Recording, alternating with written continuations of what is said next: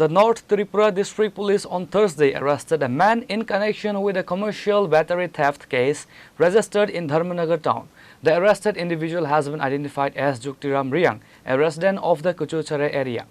Following a specific complaint regarding stolen batteries from a local business establishment, the police launched a swift investigation and tracked down the suspect to his hideout.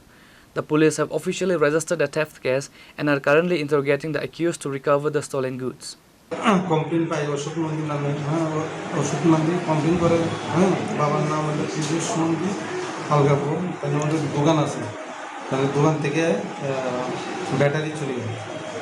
তো উনি যথারীতি আমাদের কাছে আসেন এবং একটা complain করেন ওনার কমপ্লেন অনুযায়ী আমরা আজ একটা কেস নেই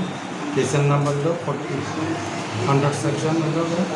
305+1 পাবলিক 305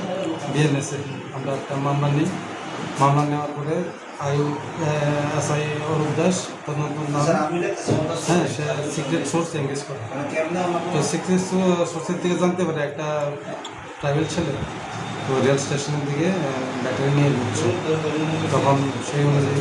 আইও প্রসিড করে এবং তাকে ডিটেন করে তো ডিটেন করে তার কাছ থেকে ব্যাটারি পাই তখন ওই ব্যাটারি মালিকের যার দোকান থেকে চুরি হয়েছিল ওনাকে খবর দেয় ওনারা আইডেন্টিফাই করে তখন বিসিএমের সামনে ওই ব্যাটারিগুলি সিজ করে আগামীকাল তাকে ফরওয়ার্ড করা হবে। আসামির নাম হলো যুক্তিরাম রিয়াং 24 ইয়ার্স বাবার নাম